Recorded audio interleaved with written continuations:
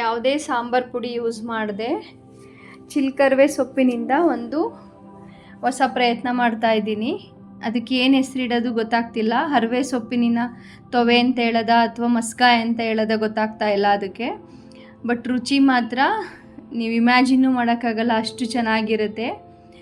ಖಂಡಿತ ಈ recipe try ಮಾಡಿ. ಇದು ಬಿಸಿ ಅನ್ನಕ್ಕೆ ಚೆನ್ನಾಗಿರುತ್ತೆ. ನಂತರ ಮುದ್ದೆ, ಎಲ್ಲ ರೀತಿ ರೊಟ್ಟಿಗಳು, ಚಪಾತಿಗೆಲ್ಲ ಚೆನ್ನಾಗಿರುತ್ತೆ. ದೋಸೆಗೂ ತುಂಬ ಚೆನ್ನಾಗಿರುತ್ತೆ. ಇದು ನಾರ್ಮಲಾಗಿ ಮಾಡೋ ಅಂಥ ಸೊಪ್ಪಿನ ಸಾರು ಅಥವಾ ಪಲ್ಯ ಥರ ಇರಲ್ಲ, ತುಂಬ ವಿಭಿನ್ನವಾಗಿರುತ್ತೆ. ಬಿಸಿ ಅನ್ನಕ್ಕೆ ತುಪ್ಪ ಹಾಕಿ ತಿನ್ನಕ್ಕಂತೂ ಅದ್ಭುತವಾಗಿರುತ್ತೆ.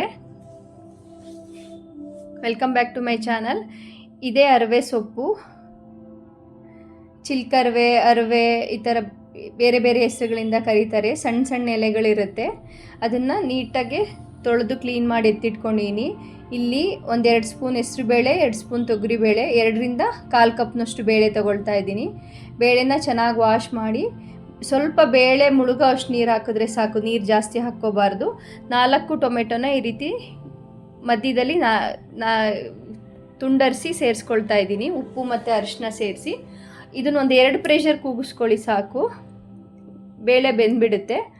ಸೊಪ್ಪನ್ನ ನೋಡಿ ಈ ರೀತಿ ಸಣ್ಣದಾಗಿ ಕಟ್ ಮಾಡಿ ಎತ್ತಿಟ್ಕೊಳ್ತಾ ಇದ್ದೀನಿ. ಈಗ ಬೇಳೆ ಬೆಂದಿದೆ.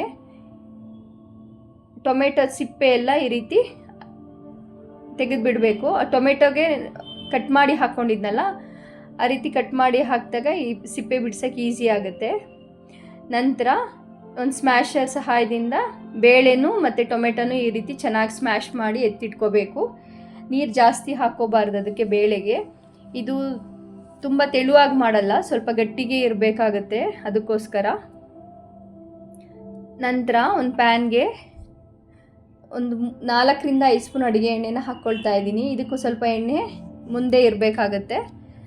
ಸ್ವಲ್ಪ ಜೀರಿಗೆ, ಸಾಸಿವೆ, ಒಣಮೆಣಸಿನ್ಕಾಯಿ ಒಂದು 4ರಿಂದ 5 ಒಣಮೆಣಸಿನ್ಕಾಯಿ ಹಾಕ್ಕೊಳ್ತಾ ಇದ್ದೀನಿ. ಹಿಂಗು, ನಂತರ ಕರಿಬೇವು, 1 ಈರುಳ್ಳಿನ ದೊಡ್ಡ ಗಾತ್ರಕ್ಕೆ ಕಟ್ ಮಾಡಿ ಸೇರಿಸ್ಕೊಳ್ತಾ ಇದ್ದೀನಿ. ಈರುಳ್ಳಿನ 1 ನಿಮಿಷ ಈ ರೀತಿ ಬಾಡಿಸ್ಕೊಂಡ ನಂತರ ಸ್ವಲ್ಪ ಉಪ್ಪು, ಈಗ ಕಟ್ ಮಾಡಿ ಇಟ್ಕೊಂಡಂತಹ ಚಿಲ್ಕರ್ವೆ ಸೊಪ್ಪನ್ನ ಇದಕ್ಕೆ ಸೇರಿಸ್ಕೊಳ್ತಾ ಇದ್ದೀನಿ.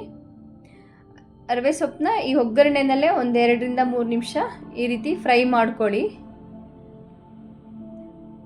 ನೀವು ಅಂದ್ಕೊಳ್ತಾ ಇರ್ಬೋದು ಇದನ್ನೆಲ್ಲ ಕುಕ್ಕರಲ್ಲೇ ಹಾಕಿ ಬೇಯಿಸ್ಬೋದಿತ್ತಲ್ಲ ಅಂತ.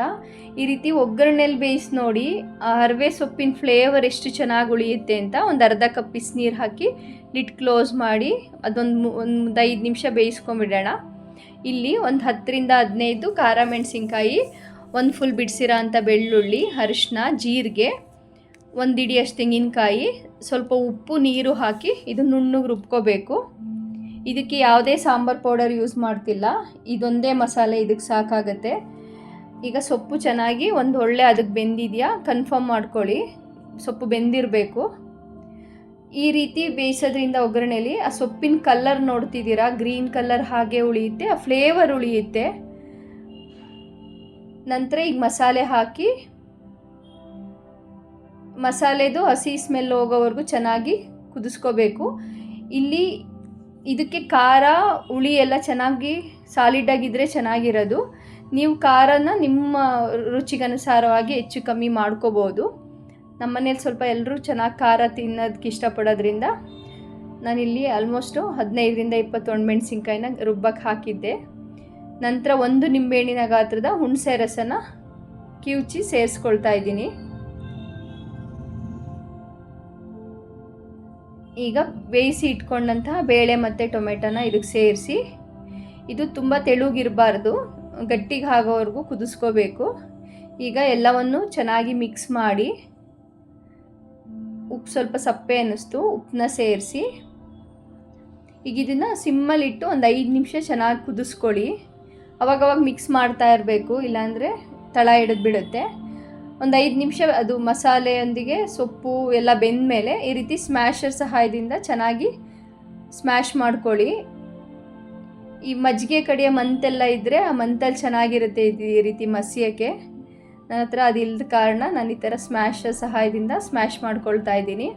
ಹೀಗೆ ಮಾಡೋದ್ರಿಂದ ಸೊಪ್ಪು ಚೆನ್ನಾಗಿ ಸ್ಮ್ಯಾಶ್ ಆಗುತ್ತೆ. ಅದರೊಳಗಡೆ ಹಾಕಿರೋ ಅಂಥ ಮೆಣಸಿನ್ಕಾಯಿ ಎಲ್ಲ ಚೆನ್ನಾಗಿ ಅದ್ರ ಜೊತೆ ಸ್ಮ್ಯಾಶ್ ಆಗಿ ಅದು ತಿಂತಾ ಇದ್ದರೆ ಹರವೆ ಸೊಪ್ಪಿನಿಂದ ಇಷ್ಟು ಅದ್ಭುತವಾಗಿ ಒಂದು ತಿನ್ಬೋದಾ ರುಚಿಕರವಾಗಿ ಅನ್ಸಕ್ಕೆ ಸ್ಟಾರ್ಟ್ ಆಗುತ್ತೆ ನಿಮಗೆ. ಅಷ್ಟು ಚೆನ್ನಾಗಿರುತ್ತೆ ಇದು.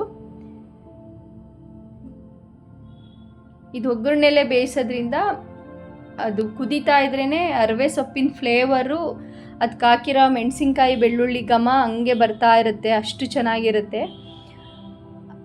ಆ ಕುದೀತಾ ಇದ್ದರೆ ಆ ಸ್ಮೆಲ್ಗೆ ನಾವು ಎಷ್ಟೊತ್ತಿಗೆ ಅನ್ನಕ್ಕಾಗಿ ತಿನ್ನಬೇಕು ಅನಿಸ್ತಾ ಇರುತ್ತೆ.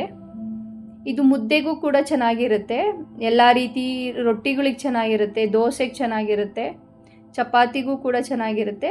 ನಾನೀಗ ಲಾಸ್ಟಿಗೆ ಮೇಲ್ಗಡೆ 1 ಸ್ಪೂನ್ ತುಪ್ಪ ಹಾಕಿ, ಈ ಕನ್ಸಿಸ್ಟೆನ್ಸಿಗಿರಲಿ, ತುಂಬ ತೆಳುನೂ ಇರಬಾರ್ದು, ಗಟ್ಟಿಗೂ ಇರಬಾರ್ದು, ತುಂಬ ಚೆನ್ನಾಗಿರುತ್ತೆ. ನೀವು ಒಂದ್ಸಲ ಈ ರೀತಿ ಪ್ರಯತ್ನ ಮಾಡಿ. ಇದಕ್ಕೆ ಏನು ಹೆಸರಿಡ್ಬೋದು ನೀವೇ ಸೂಚಿಸಿ. ಇದಕ್ಕೆ ಬಿಸಿ ಅನ್ನಕ್ಕೆ ಮೇಲ್ಗಡೆ ತುಪ್ಪ ಹಾಕಿ ತಿನ್ನಕ್ಕಂತೂ ಅದು ನೀವು ಮಾಡಿ ತಿಂದ್ರೇ ಗೊತ್ತಾಗೋದು ಅದ್ರ ರುಚಿ. ಅಷ್ಟು ಚೆನ್ನಾಗಿರುತ್ತೆ. ಆ ಸೊಪ್ಪನ್ನ ನೀವು ಯಾರು ಮಾಡಿಲ್ಲ ಅಂದವರು ಕೂಡ ಒಂದ್ಸಲ ಈ ರೀತಿ ತಂದು ಮಾಡಿ ನೋಡಿ. ಪದೇ ಪದೇ ಮಾಡ್ತೀರಾ. ಮತ್ತೆ ಸಿಗುವ ನೆಕ್ಸ್ಟ್ ವಿಡಿಯೋದಲ್ಲಿ. ಬಾಯ್.